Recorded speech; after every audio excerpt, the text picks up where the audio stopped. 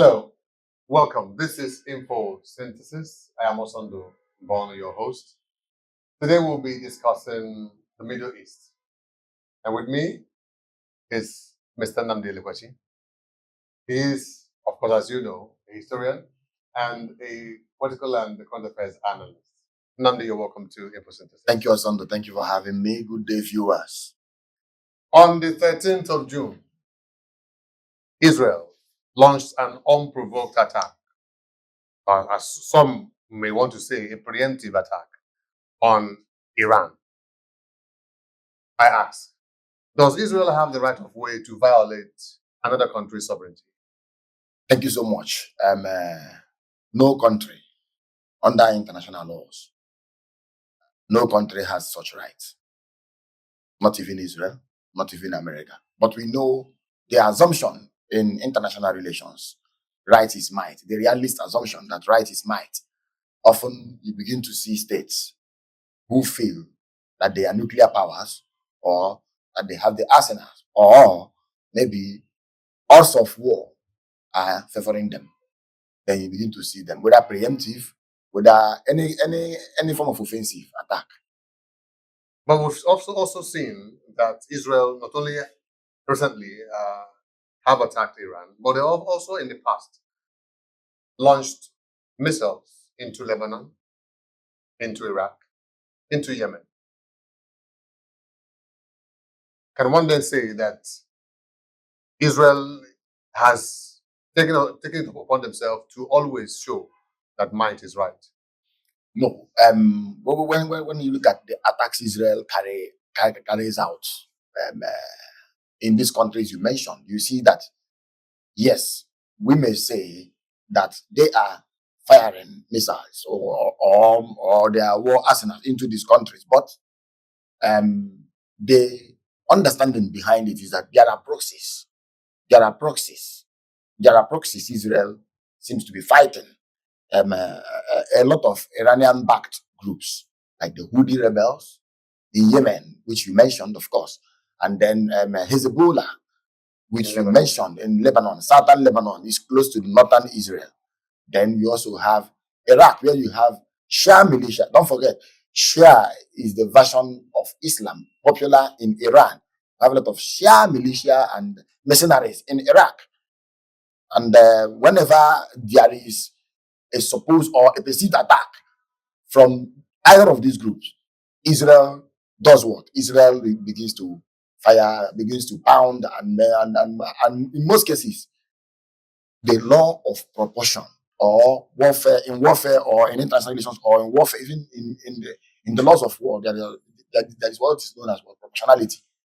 People now, commentators now begin to agitate that proportionality is no longer being adhered to. So you are submitting that it is actually right for Israel to violate the Iraqi airspace, violate Yemeni airspace. It's not right. It's not right for Israel to violate any territorial integrity. In fact, any country's territorial integrity. But it is right for Israel to defend herself when attacked first. But it is not right for Israel, under any guise, to attack unprovokedly. Can you then say that Iran attacked Israel first? You said Iran attacked Israel first? Did Iran attack Israel first in this instance? Okay, there are ways to look at it. If you say did Iran attack Israel first? The answer is no. The answer is also yes. The answer is no because Iran did not confront Israel directly. But from what Israel is saying, from their own analysis of the situation, they said on 7th of October 2023, Iranian-backed Hamas group now attacked. So Israel went back to attack Hamas. And then we now saw the pounding. We now saw it was nearly overkill. It was nearly an overkill.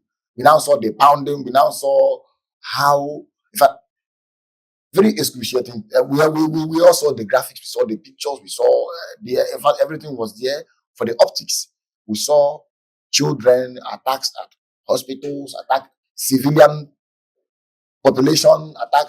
In other words, if Houthi rebels attacked Israel, Iran has attacked Israel.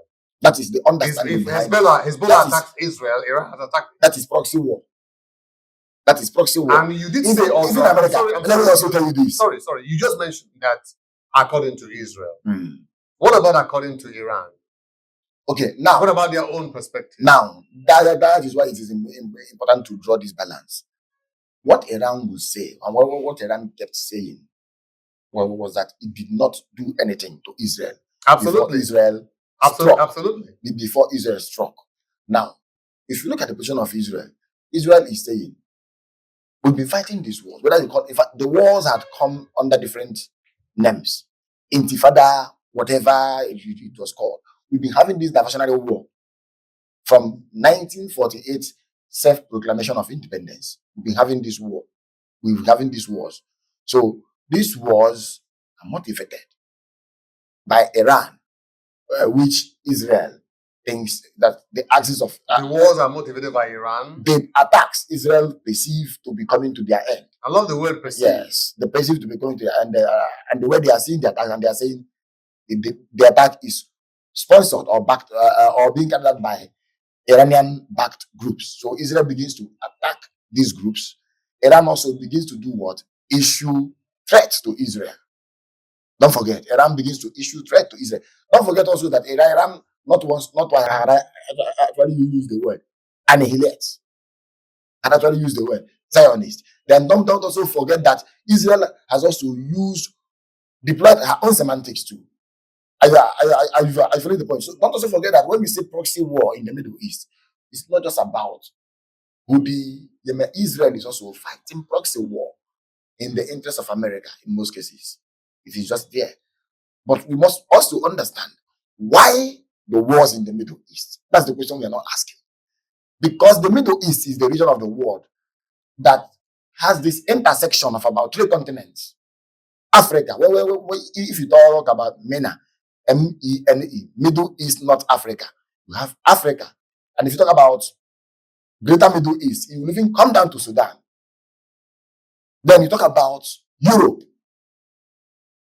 Armenia is very close. In fact, it's in the Middle East almost. It's also in Europe. That was why if you look at what is known as Sykes-Picot Agreement between or amongst nations like Russia, Britain, France, and Italy, it was about balkanization of the Middle East.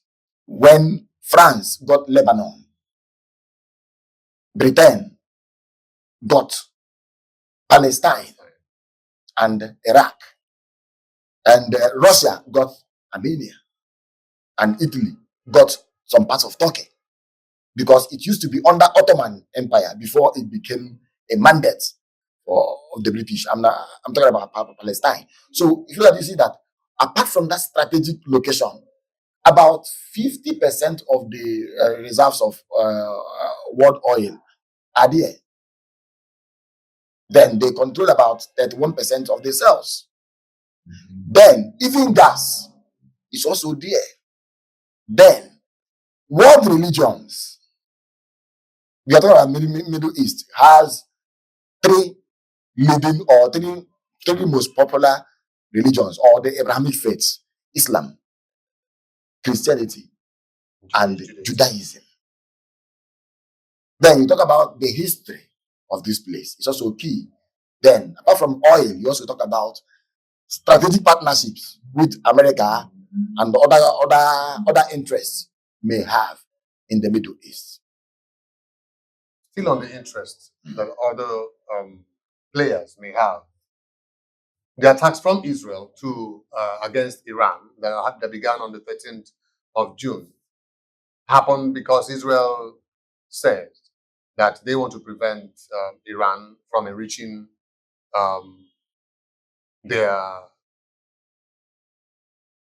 or creating or acquiring a nuclear bomb. It was not about oil or about religion. And of course, was not and has nothing to do with their proxies this time around. Is Israel part of the international nuclear authority that supervises countries Thank you so who much. are deciding or who are on the verge. Thank you so much. Acquiring nuclear bomb. Thank you so much.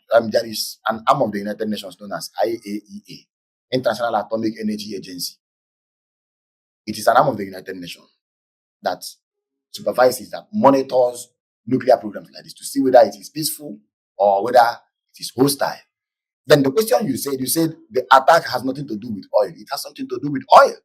At some point in the conflict, they were telling us about blocking. I'm coming. They were telling us about blocking the Strait of Hormuz. That was a threat after the bombing. It didn't come before. It is to tell you that the war has something to do. My question is Israel a supervisory government or authority in the Middle East? No. Every country maintains all Israel, Iran, all of them, even the Gulf nations or the Gulf states, all of them are Westphalian states. What do I mean? Westphalian states, the Treaty of Westphalia, signed in 1648, following the 30-year war in Europe, emphasizes that if two treaties, Osnabrück and Westminster, the two treaties talk about sovereignty. Each nation has its own sovereignty. And that's why each nation has one seat in the United Nations, apart from the P5, permanent members of the Security Council. Each nation is sovereign in its own sense and must be accorded that rights and privileges. Okay. But the problem we are having is that sometimes nations try to violate the rights of other nations in the scheme of things. So is Israel in violation of the right of Iran?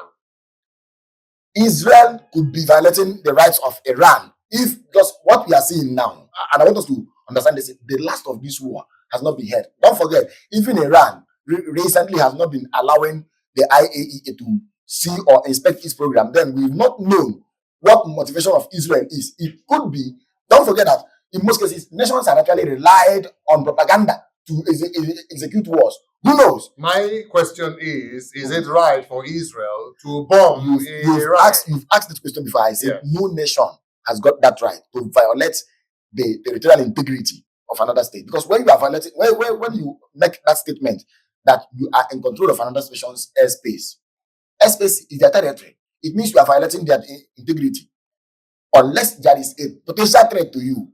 And the question, what we have to find out here is, how does nuclear Iran pose threats to Israel? Currently now, or as we know it, Israel has not come out to say we have atomic nuclear, or we have atomic bomb, or we have nuclear powers, or we don't have them. But it is an open secret. Yes, it is an open secret. I follow the point. Now, what Iran was doing was to be enriching, which could be used for civilian purpose or for peaceful purpose, which could also, if it gets to certain points, it becomes lethal. Now, there was that fear. America expressed that fear during the presidency of Obama. In 2014, negotiations or talks started. The talks we had to include the P5. Okay, P5 plus 1. Germany was now added to the permanent members of the Security Council. At some point, EU was also added. Iran accepted to allow International Atomic Energy Agency and other relevant authorities to inspect their programs. At some point in 2015 or so, they even evacuated 25,000 pounds of uranium or so to tell you that they were willing to comply. But then, with the coming of Trump perceived that Iran was being pampered. Trump said, no, we must negotiate it this way, it must be that way, it must be this way, leading to what? Breakdown. Then Iran said, okay, we'll go back to square one. Iran now began again.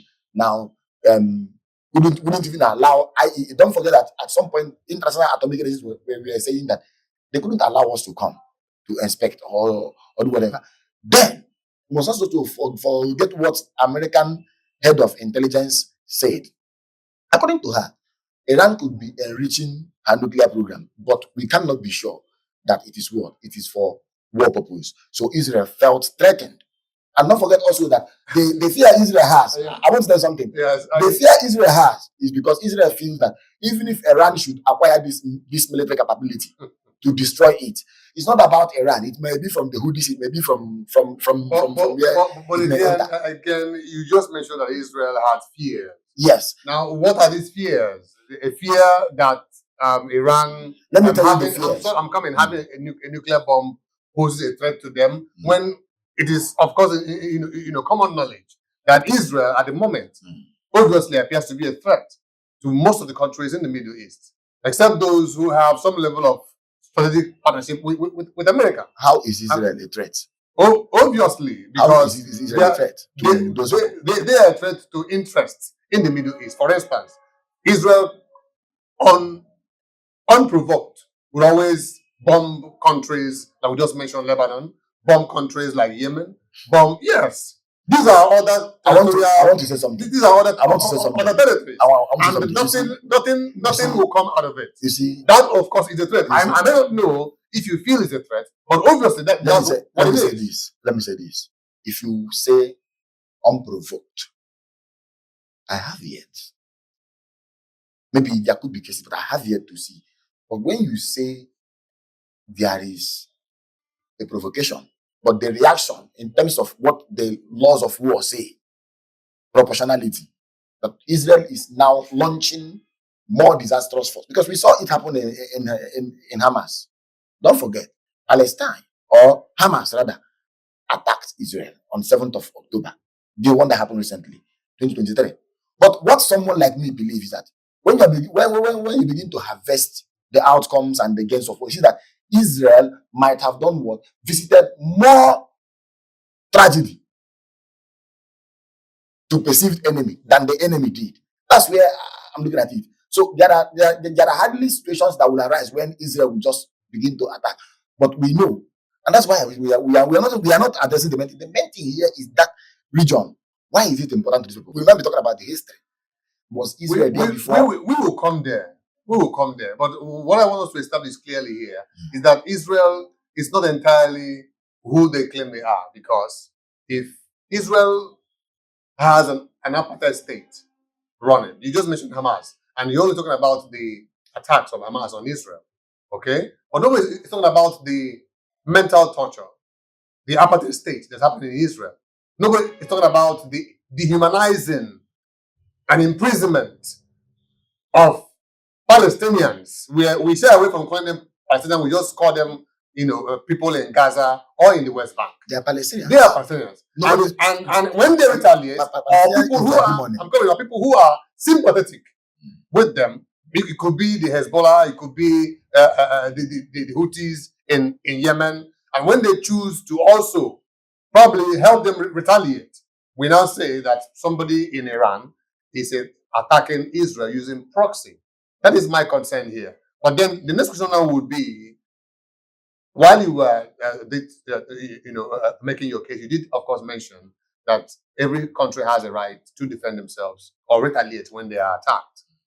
During the heat of the bombing between Iran and Israel, suddenly President Trump came up with rhetorics threatening Iran. Yes. And in a couple of days, he came out to announce that the stealth bombers had gone to Iran and had dropped bombs on nuclear sites.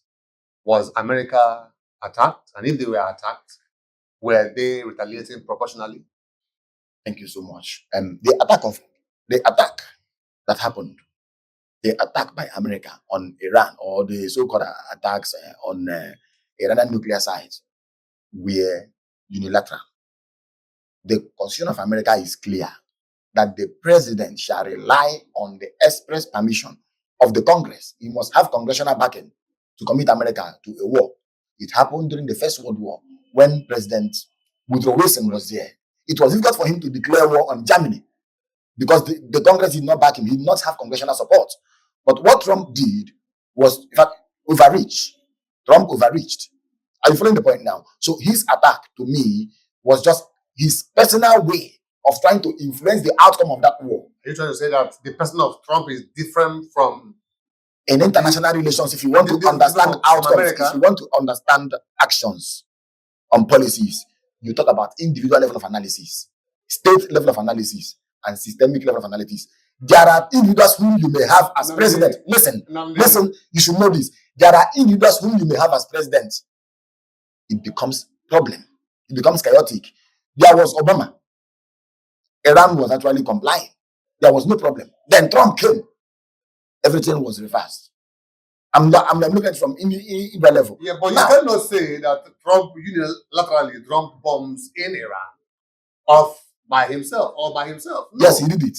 It can't be by himself. He did so. If he was not the president of America, he couldn't have scrambled the B-2. You are not understanding it. Listen, make me understand. Listen very well. Make me understand. The Congress should convene and then declare war, vote for war. That is the case between I'm the coming. American Congress and the president. I'm coming. As far as we are Now, concerned, Trump, I said Trump. You are not far from the fact, but I'm saying that Trump, on the individual level of analysis, Trump is the symbol of America. Trump symbolizes America. He's the commander. He's just the commander in chief, like you have in Nigeria. So what Trump did was to use executive powers within him to unilaterally attack Iran. Unilaterally attack. It was his personal decision. As the president. The Congress has not met, and they talk about it, and it was very wrong. In 2003, listen very well.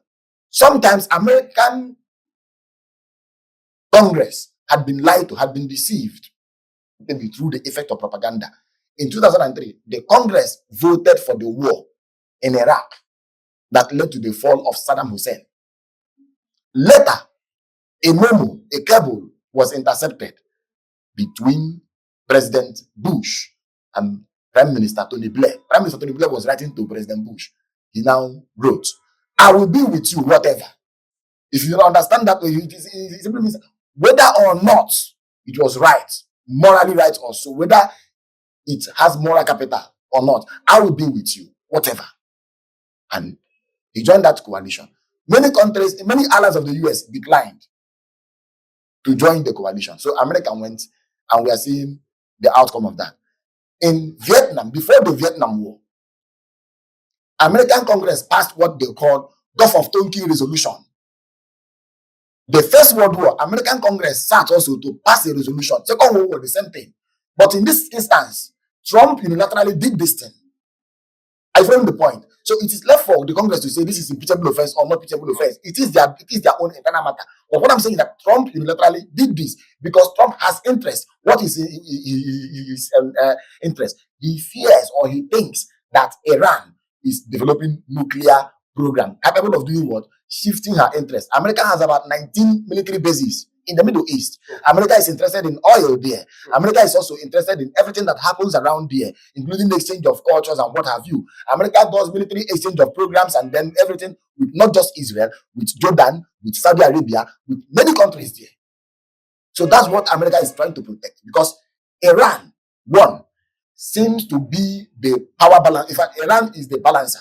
Is balancing the power. That's what and the West is not happy about. Balance of terror. True.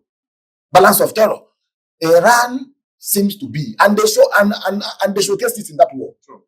I find the point. So at some point, commentators are beginning to say that it does appear, or it did appear at some point, that Israel could no longer overrun Iran. They now needed America, and Trump had to do what he did. So that's where we all have to look at it. Thank you very much for that intervention there. Now back to Israel. We're going to go down, a little back in memory lane. Talking about the interest of the players in the Middle East. What was the interest behind the creation of the state of Israel on Palestinian land? Thank you so much. There are two ways to look at it. You don't look at it from one perspective. Okay. Now, the truth there remains that, according to the myths or according to the history of Israel, they were there. That place you call Palestine. They were headed to there. Who were there? The Palestinians? Israelites, all of them were there, even according to their history. Now listen. Biblical history or history is history. Not biblical history is people's story and then their own acceptance.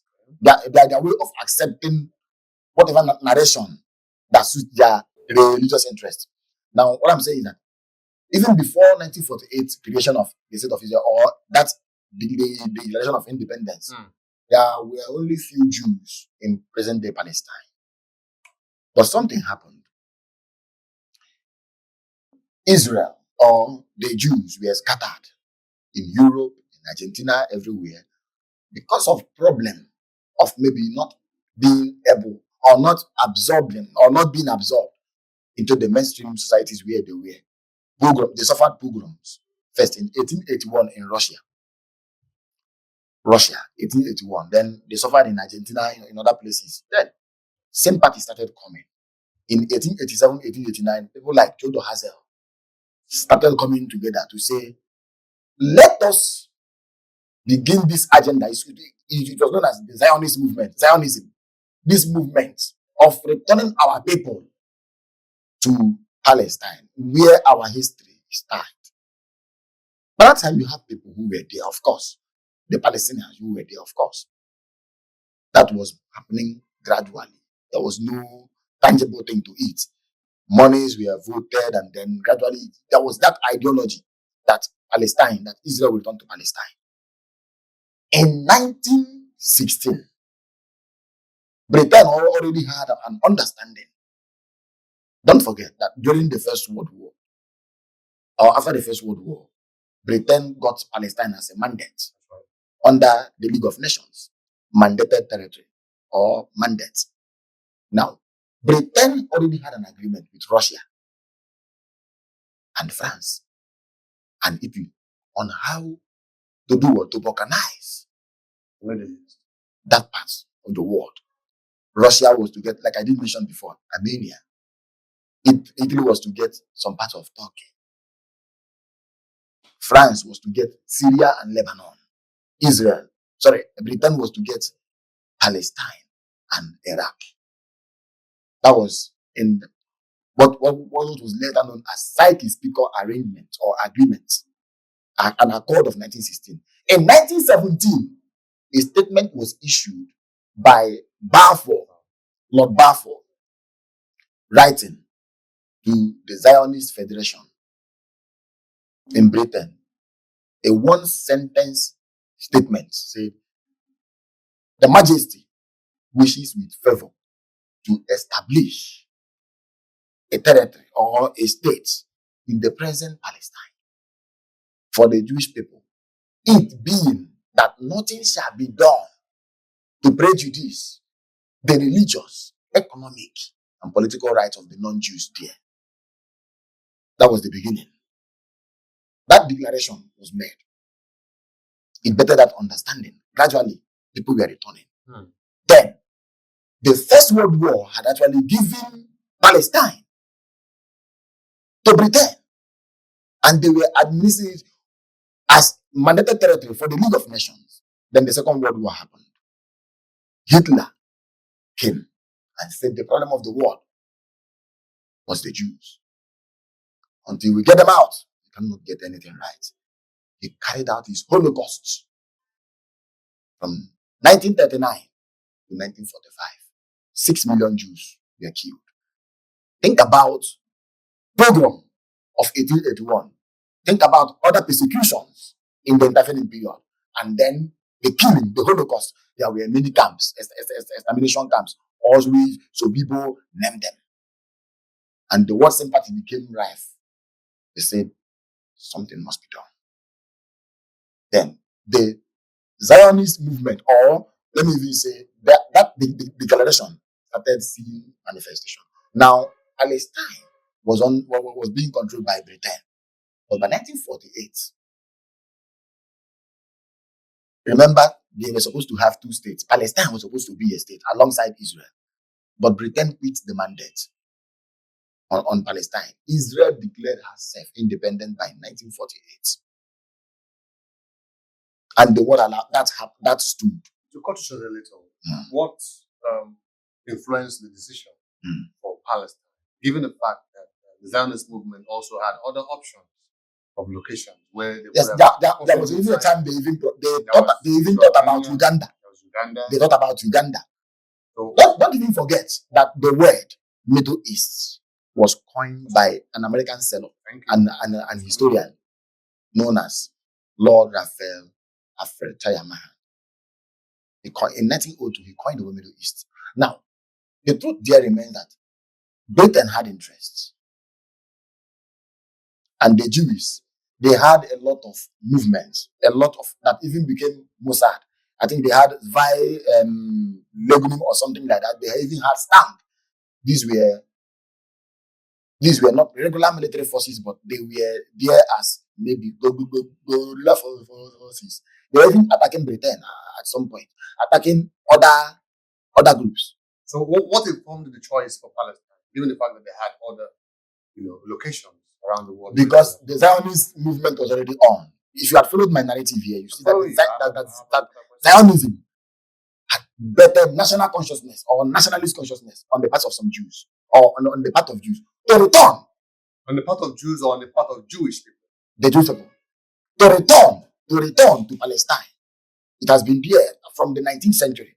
1887, 1889, they had the World Zionist Congress under Chesem and Hazel. Now, to ask a question again, the people who finally declared the state of Israel an independent state, unilaterally, were they ethnic Jews? Were they ethnic Jews? What do you mean by ethnic Jews? If you say Jews, or if you say Israel of today, as we have it, we're not talking about one particular people. You're talking about Druze, you have Druze, you even have Arabs, you have other groups who are in the minority. So saying we are ethnic Jews, to me, does not sit well. Okay, let's bring it home. You are Igbo. You are ethnic Igbo. I'm Igbo, I'm ethnic Igbo. So were they ethnic Jews? And I did say here that the problem we have is that we try to look at we've not even deconstructed. We've not even been able to separate what's the meaning between Israelites and Israelis. Israelis are citizens of modern state of Israel, different from Israelites in the Bible. I follow the point. So people who were returning from maybe Poland, maybe from Argentina, maybe from Germany, or maybe from America, you don't expect them to have homogenic tendencies.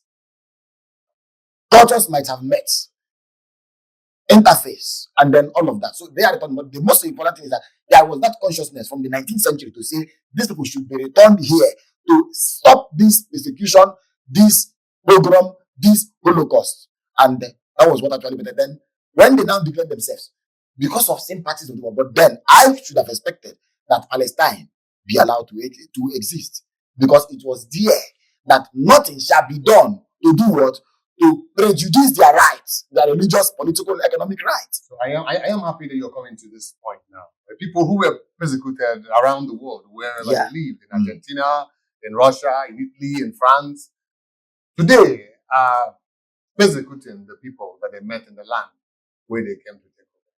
And yet, we are told every day that they are threatened by their neighbors. You think that their fear is justified? Okay, let me say this. I am like being objective when I talk about these things. I like being objective too. Yes. In 1948, Israel proclaimed her independence. We know the territorial limits of Israel. They were living in kibbutz. Thank you. They were living in kibbutz. Although some has actually begun acquiring land from Palestinians too, don't forget. But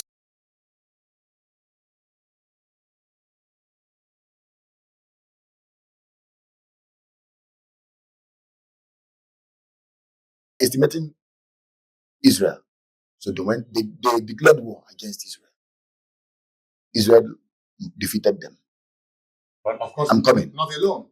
Israel defeated them. I'm coming. Israel defeated them. Then later, they started what? Because they understood. Perhaps it was their fear too, that presence of Israel may lead to what? Expansion and occupation, or even movement. Because there are people who, as we speak today, were born in Palestine but can no longer go to their places of birth. They can't even find it anymore. They can't even go there. In fact, those places have been either renamed or even and then there was a time the EU was making a case against Israel, saying every product made outside the territorial limits of Israel should be written made in Palestine. EU said it. So it became a problem. So each time they mass their troops, Israel will overrun them. And each battle lost simply means Israel was getting more ground. And that was how expansion started happening. At some point, the people who were supposed to be sympathizers of Palestine, talk about Jordan, Syria, Lebanon, and the rest of them, were busy grabbing lands belonging to the same Palestine. Don't forget that at some point, Golan Heights was held by Syria. Gaza was held by Egypt. West Bank was held by Jordan. Are you following the point? So when we talk about Middle East, we have to remove sentiment from it.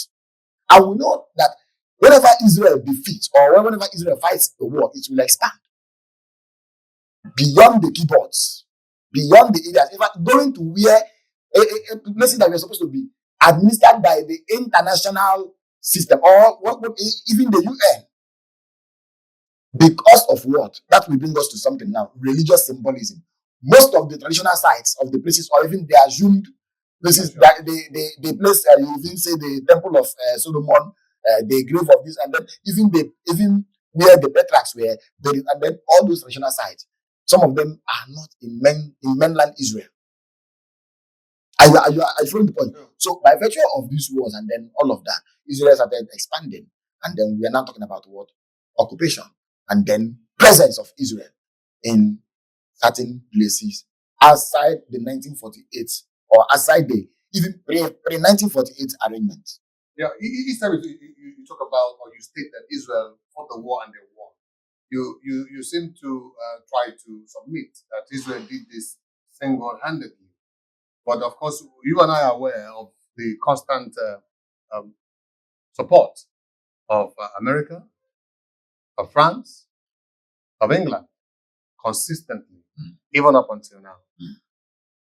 So what are the interests of these three countries in the Middle East? Look at it that states their support. America still sends, armament to Israel consistently. They have what they call special relationship. So what is their interest? Okay, you look at it from, you see, at some point, don't forget that we had the Cold War. And you know where the Cold War aligned Israel. And you know, as we speak today, even the enrichment Iraq is doing has something to do with Russia. Are you aware? I'm aware. It has something to do with Russia. So the Cold War further tore apart the Middle East. Some of these weaker nations or the Arab states enjoyed the Soviet support, even if it is latent.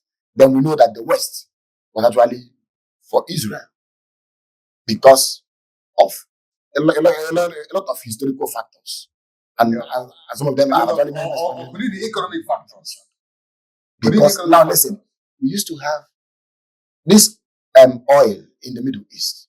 America used to control it, England, and then the West used to control it. I think the sister company or so, we are controlling or we are calling the shot. Then we started seeing pro-Arab sentiments. It happened in Iran, even in the 1950s. It's also that America was interested in ensuring that regimes, pro-Western regimes or pro-West regimes, were there. In 1979, Iran, there was a revolution. Muhammad Khomeini now sacked the Reza Pahlavi dynasty in Iran, creating an autocratic state from a hitherto secular state. When you look at those movies, you see that to a large extent, it is what? It is shifting the balance. And also, don't forget that the emergence of organizations like OPEC, which is even a cartel, and all of that, began to tilt power, began to give power to an extent to these owners of these resources. So whatever Israel is doing, whatever America is doing, it sees Israel as the only democracy in the Middle East. It is laughable to even say that. And then as its partner in the Middle East. Now, whatever America is doing is to make sure that her interests were done. But don't also forget that the same America was able to win over some allies because the branch of Islam, Iran, professes Shia. I think we need to come to terms with the fact that the turmoil in the Middle East has more to do with oil than with religion. America calling Israel the only democracy in the Middle East is actually laughable. When the CIA, the MI6, and Mossad toppled a democratically elected government in Iran in 1953.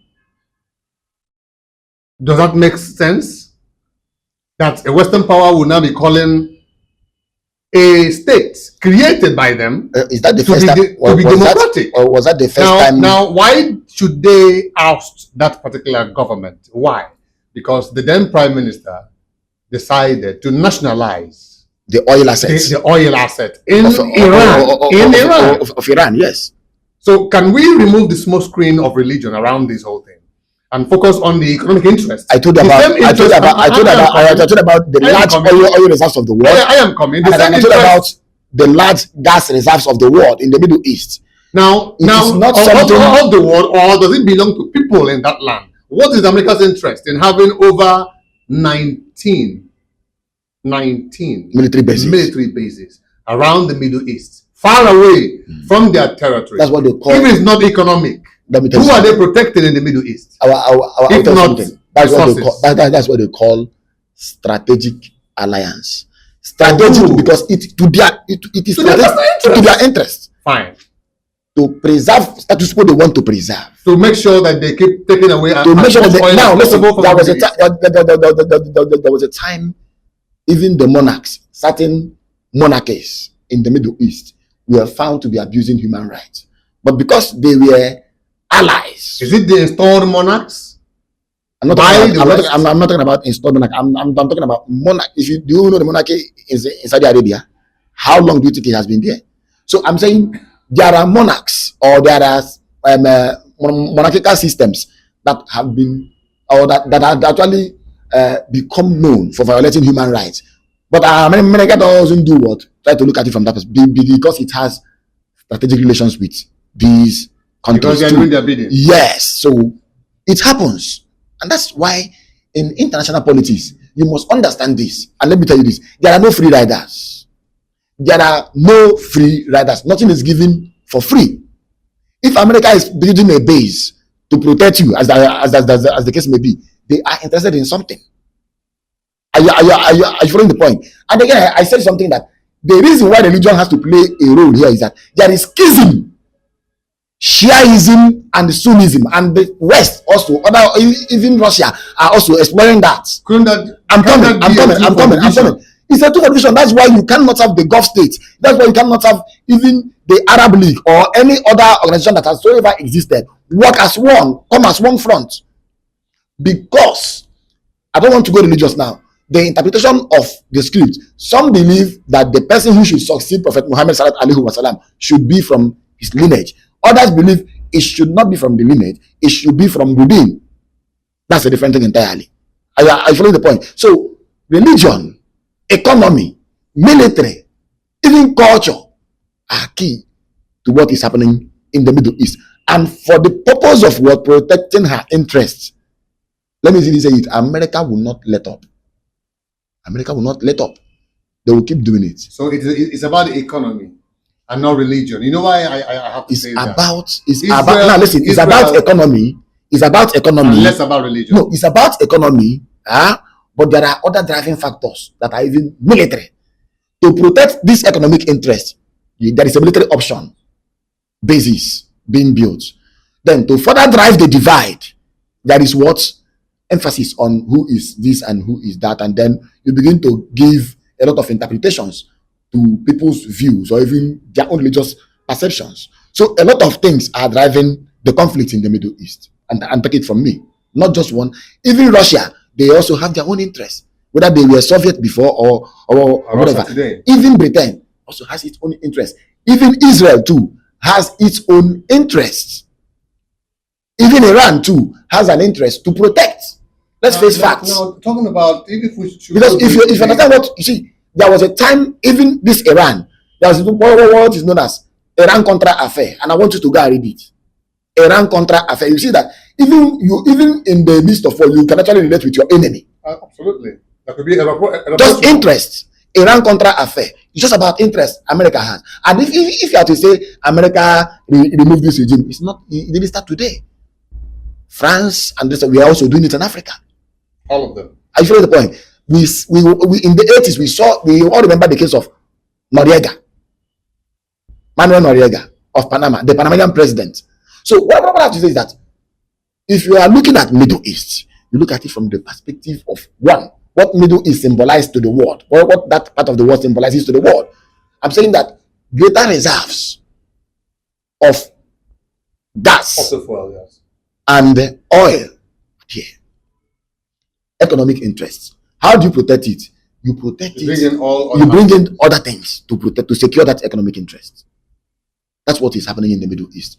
And then we are now seeing the drivers now being that this place is a flourishing area for world culture and religion. Those ones have become part of the semantics, driving the division and the divisive tendencies we are seeing. And then, don't forget, America has always been there. Britain has always been there. The question we ought to ask is, I mentioned the Sykes-Picot arrangement. I said, this is just the treaty that brought these people, these players, to begin to, what they did to the Balkans, Balkanization. They began to say, okay, I will take Lebanon. France will take Lebanon and Syria. Britain will take Israel. Sorry, we take Palestine and Iraq. Russia will take Armenia. You know, all these things. Namdi, are there religious justification for the continued war in the Middle East? If you listen to some of the rhetorics of the religious justification, yes. I don't even talk about religion because it's a different thing entirely. Because some of its own senators now, in the US are citing some biblical verses. Those who are citing people are also seeing themselves as performing the instruction of Almighty Allah. If you are citing your Bible, and it will be sheer, it will amount to sheer exclusivism. That's what is known as religious exclusivism and extremism for anybody, no matter their faith or whatever they profess, to use only the Bible or the Quran to talk about Middle East. We are talking about humanity. We are talking about lives being lost. We are talking about the politics of interest being played by the bigger powers.